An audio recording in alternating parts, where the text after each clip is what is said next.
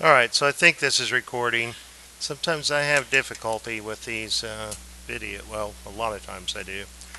We're taking a look at rational functions. A rational function is a ratio of polynomial functions. We are doing three things. We're finding the domain of this rational function, and then we're examining the domain and the equation together to identify any vertical asymptotes that the graph may have, and also to identify any holes that the graph may have. We start each time with focusing our attention in the denominator and factoring it, because then in factored form we're able to see what values of x cause division by 0, and then we throw those values out of the domain. So if I look here, I see a greatest common factor of 3x squared. So if I factor that, I have 4 minus x. Well, x minus 4 and 4 minus x are opposites of each other, just like 3 minus 2 and 2 minus 3 are equal and opposite of each other. So I'll just change this order of subtraction in the denominator, and when I do that, I'll have to put a negative sign there, because the negative times the negative is positive, and I can't actually change the order of subtraction without putting that negative sign there. So now I always have to remember to identify the domain before I reduce the fraction. So 0 squared would be 0, and 0 times anything, so I have to avoid 0 in the domain, and I also have to avoid positive 4. So my domain is the set of all real numbers excluding 0 and excluding positive 4.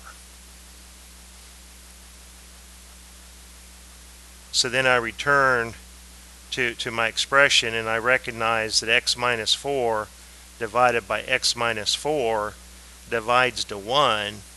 Now that's not cross multiplying. I have students all the time that say that they cross multiplying is when you're solving an equation and you cross over the equality sign, multiplying numerators and denominators. This is just division. This is just cancellation. You're not crossing. You don't consider crossing the fraction bar a cross. It's when you're solving an equation, and we're not solving an equation. We're simplifying an expression. So we can see that what remains in the denominator is a factor of x. So this x equals 0 is a vertical asymptote. It's what remained. So our vertical asymptote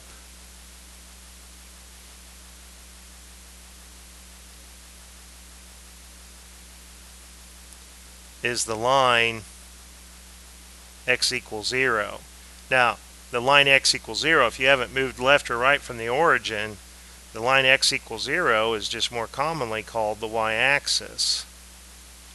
So this graph does not have a y-intercept. It does not cross the y-axis. There's a hole in the graph, and that hole in the graph has an x, a location, so we want to provide that location, the x and y. The x-coordinate of the hole we can get from the canceled factors, x minus 4. If you set that equal to 0, well, it solves to x equals 4.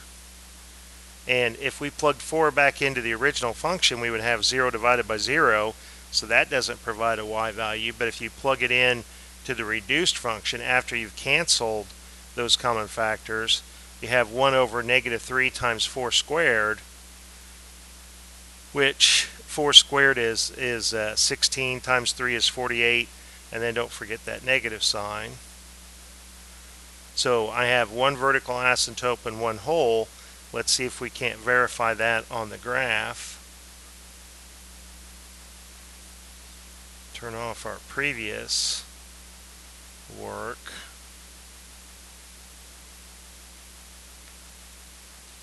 I'm just going to call this F3 since it was problem 3, because I saw in a previous video that it remembers these X, these F, the naming. If I don't delete the function, and I'll hang on to these functions in case one of these videos did not record correctly, I'll have it keyed in.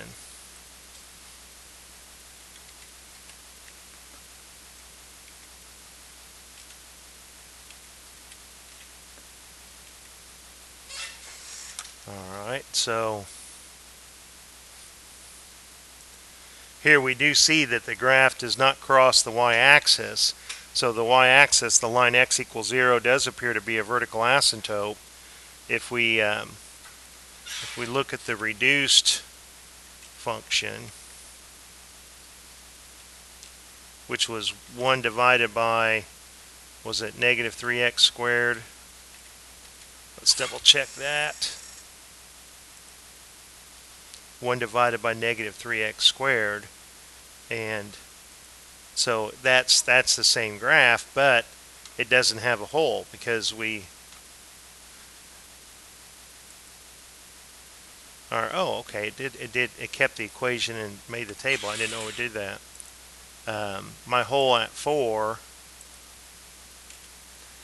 the negative 0.020833, let's see if that's negative 1 over 48. That's not a decimal number that we commonly have memorized.